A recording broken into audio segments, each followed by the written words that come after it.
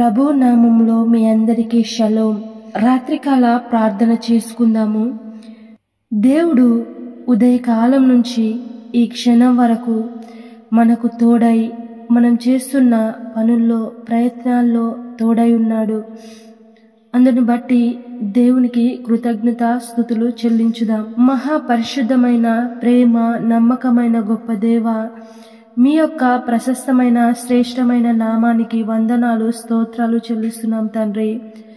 గొప్ప దేవ, ఉదయకాలము మొదలుకొని ఈ క్షణము వరకు నీ కృప భద్రత నీడలో మమ్మల్ని, మా కుటుంబాలని క్షేమముగా కాచి కాపాడవు తండ్రి. మా బిడ్డలను సురక్షితముగా నీ రెక్కల హస్తపు నీడలో కాచి కాపాడినందుకు స్తోత్రాలు, వందనాలు చెల్లిస్తున్నాం యేసయ్య. దేవా, మేము చేసిన పనిలో మాకు విజయమును అనుగ్రహించి మమ్మల్ని నీ జ్ఞానం చొప్పున నడిపించినందుకు స్తోత్రాలు, వందనాలు యేసయ్య.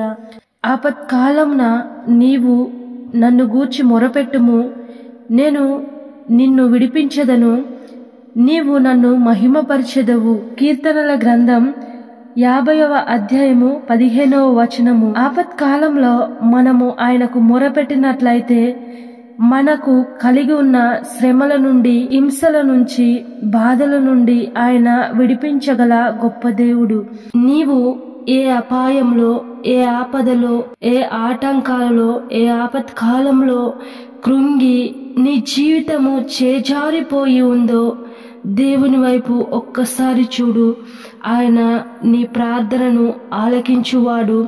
నీవు మొరపెట్టినప్పుడు ఆయన నీకు సహాయము చేయగల గొప్ప దేవుడు. దేవా, ఈ వాగ్దానము మా అందరి జీవితాల్లో నెరవేరునుగాక తండ్రి. అలాగే యేసయ్య, అనారోగ్యంతో బాధపడుచున్న ప్రతి ఒక్క బిడ్డను మీరు ముట్టి స్వస్థపరచండి. అరికాలు మొదలుకొని నడినెత్తి వరకు వారిలో ఉన్న ప్రతి బలహీనతను, ప్రతి అనారోగ్యాన్ని నీ నామములో స్వస్థపరచండి. ఆ రోజు మీరు తిన్న దెబ్బల ద్వారా మీకు స్వస్థత అని నీ వాక్యము సెలవిచ్చినట్లుగా యేసయ్య, దీర్ఘకాలపు రోగముతో బాధపడుచున్న వారిని, మంచంపై ప్రభువా ఉండి బాధపడుచున్న వారిని ముట్టండి, స్వస్థపరచండి తండ్రి. గొప్ప దేవ, కుటుంబ గొడవలతో, కలహాలతో, భార్య భర్తల మధ్య విభేదాలతో ఎంతమంది అయితే బాధపడుచున్నారో యేసయ్య, వారికి శాంతి, సమాధానము, నెమ్మది దయచేయండి తండ్రి.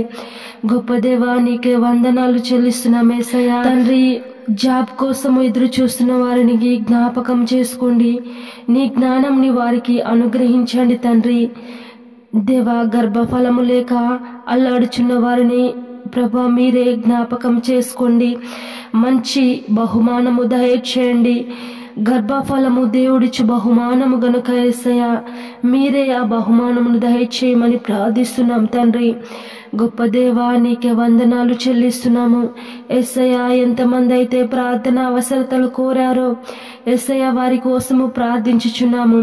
వారి యొక్క ప్రతి అవసరతను, అక్కరతను నీ నామములో తీర్చమని ప్రార్థిస్తున్నాం తండ్రి. పడుకొని చుండగా తోడై ఉండండి.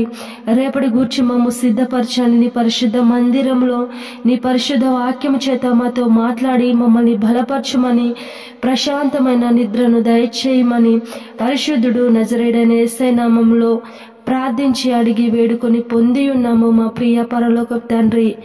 ఆమెన్.